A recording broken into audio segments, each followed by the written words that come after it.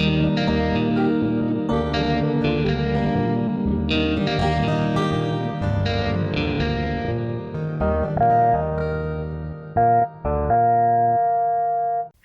this is a prepaid call from an inmate at the Virginia Department of Corrections, Red Onion State Prison. To accept this call, press 0. I have a question from David, who asked about the food inside prison and religious meals and diets and so on and so forth. David, that is a very important topic to every single prisoner, and I thank you for asking it. You have, as I said, for the most part, and I will always say this, the food that the kitchen staff serves in prison are absolutely horrible. There have been many times, I cannot begin to tell you how many times they would put potatoes on the trays. And I am not exaggerating. I wish to God I was lying to you.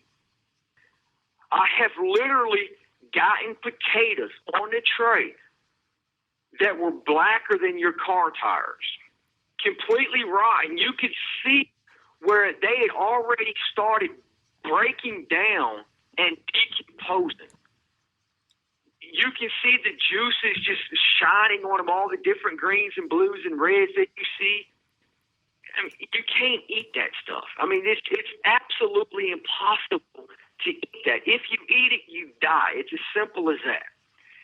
And that has happened so many times for so many years, especially under the kitchen manager that used to be here. She just retired, and she was one of the worst human beings I have ever met in my life.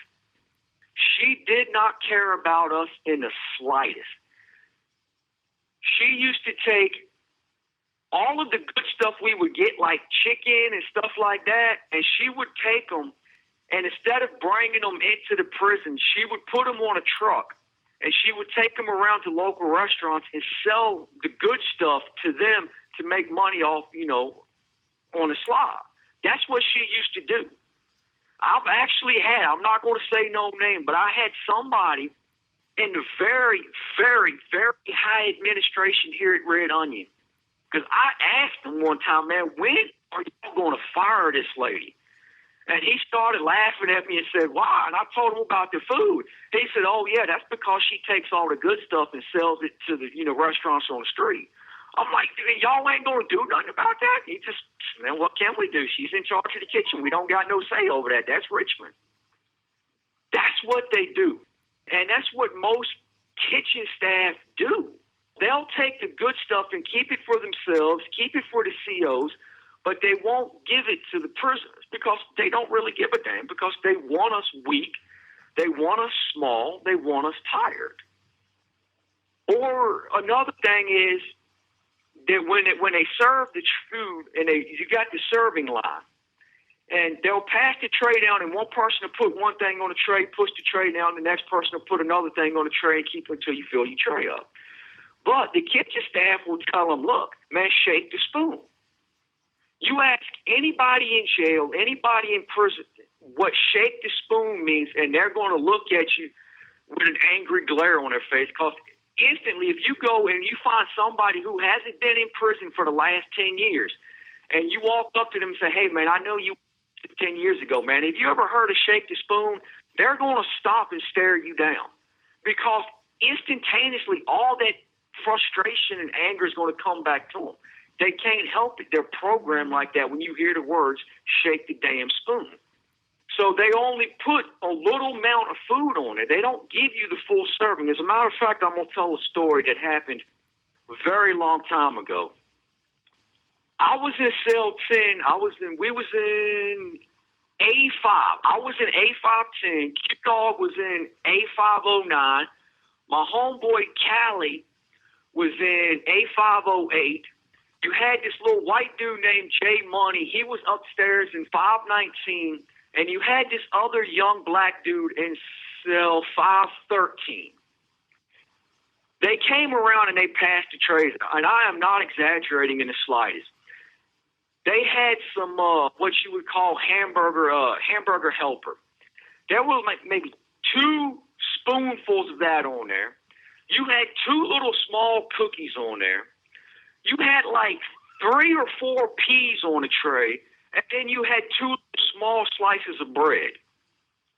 And that was your meal for that night. I mean, I've never seen anything like that in my life. I wouldn't feed a baby that small amount of food. So me, Callie, Q-Dog, J-Money, and the other young dude, we bucked on the trays. So when the COs come to pick the trays up, we told them straight up, and I was the first one in line. I mean, yo, man, you ain't getting this tray. Get the lieutenant over here. Y'all won't do something about this. Oh, blah, blah, blah, blah. So, well, look, man, you ain't getting the tray. Do what you got to do. So they went next door. Q-Dog did the same thing. Callie did the same thing. Us 5, we bucked on them. Everybody else in the pod did absolutely nothing. So they called everybody over. They had the lieutenants and the sergeants. They had the K-9s over in the pod. The K-9 was up on the door, chewing with his teeth on the window, trying to get in at me. I mean, he was literally chewing the damn plexiglass window. And you had Major Fleming. We called him Cowboy Fleming. Cowboy Fleming comes in the pod, you know, and there's only 2 people above him, and that's the assistant warden and the warden. So the lieutenants and sergeants and all, and they back up and get out of the way, you know, because they're gearing up. They're putting on riot gear. And, you know, which is, you know, the black plastic shin guards. It goes up over your knees. You got the vest on with the helmets and the forearm guards and, you know, the 50,000 volt shock shield and all that. They're getting ready to run in the cells on us because we're refusing to give the trays up. So Cowboy Fleming comes over, and when he comes over, they slow their roll and they back up, and he comes and we show him the trays. I'm like, look, I mean, you know, look at this food. I mean, we're grown men. I'm only 5'9" or so. You know, I weigh 148 pounds. You know, I'm a small dude. Even I need more food than that. You know, you got Callie and Q-Dog. Them dudes are over 6 foot, 200 pounds. I mean, you can't feed them like that. That's ridiculous. So Cowboy was like, all right, well, look, man, y'all going to have to give up these trays. I'll take care of it. So we told him, like, all right, man, we going to trust you, Cowboy. But if you don't, at 5:55, we're going to flood. We're going to bust the sprinklers. We're going to flood the toilets. And y'all going to have to stay after work because it used to be a rule back then when if you flood on day shift, when night shift comes in at 6 o'clock, they don't clean it up. The day shift have to stay to clean it up. It's changed now, but back then, that's what we told him, like, nah, look, man, we don't worry about that. I told you I'm going to take care of it. I'm going to take care of it. So we gave them up. They all left, you know, dudes in the pod running their mouth, talking trash to us. Yeah, whoop that white boy's ass. Yeah, whoop that bleep's ass, blah, blah, blah, cussing us out and talking trash to us. You know, because there's 22 guys in the pod, but there's only 5 of us stood up. So about 30 minutes later, they come by and they pass out the trays again. And these trays have so much food on them, you cannot close the lid. You can't close it. You could set it on the floor and stand on it, and the lids would not close. You know, and I'm sitting there thinking to myself, okay, well, look, why in the world can't you put this food on the first time around? If you got all this food over there that you can fill it up where the lids won't fit, why not give it to us in the first damn place and keep us from having to go through this? We got the food. I guess that was the important part. But then you had all the dudes that were cheerleading the police on, telling them to whoop our ass, set the dogs on us, beat us up, strap us down in 5-point restraint, and all of that. And 5-point restraint, for those who don't know, is where they got a special cell with a special bed that straps you down to it in 5 points. You know, across your legs, across your knees, across your waist, across your chest, and across your head. And they shackle you and they handcuff you to the side of the bed. And they was cheerleading them on to do that to her. So when they come in to pass the food out, all these same dudes that were cheerleading the police on, talking, yeah, y'all gonna feed us, yeah, y'all know better than to carry us like that. I look over at Callie. I'm like, man, these dudes need to get us up off the door, man. What they doing, man? And, I screamed out the door, wait a minute, man. Y'all sitting there cheerleading the police on to come in here and take me out. Now all of a sudden y'all gangster. Now all of a sudden y'all hard. Man, shut up with that crap, man. And I told Callie, I'm like, look, man, never again, dude, will I ever stand up for the pod and fight for the pod again because of what they did. And I haven't to this day. That's the last time I ever did a group demonstration. Everything else I ever done after that, I've done on my own. It was for me. I don't want nobody riding with me, and I ain't riding with nobody else. And that's what the food is like.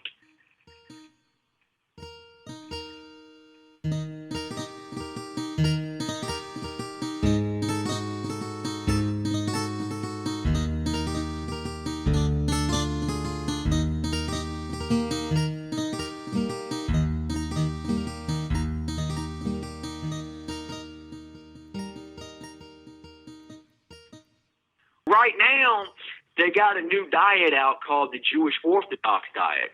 And that food comes from the street. It comes prepared, prepackaged. And I'm trying to get on that because I'm a Philadelphia Christian. I belong to the Philadelphia Church of God. And we believe that you follow the commandments. You follow the old law because Jesus said himself, I did not come to destroy the law or do away with the law, but to fulfill the law. And he said, those who love me will keep my commandments. So if he didn't destroy the law, and he said, if you love him, you'll keep his commandments, you have to keep his commandments. And that's the 10 Commandments. And that's also the dietary health laws that you find in Leviticus chapter 11. And that's what I'm trying to get on at the moment. We'll see if I'm successful or not. But food is a very important part in here. And, if you can help someone, help someone. Even if it's just simply writing your congressman and telling them, hey, look, man, y'all need to do a much better job with police in the kitchen in these prisons. Thank you for asking that question, David. I appreciate it. You have 1 minute remaining. This has been Red Onion Randy. I hope you enjoy listening to me. Please check out my website, redonionrandy.com. And if you can, if you have the time, I would appreciate you giving me a rating, hopefully 5 stars, but I'll take whatever you can give me. Take care. Stay safe.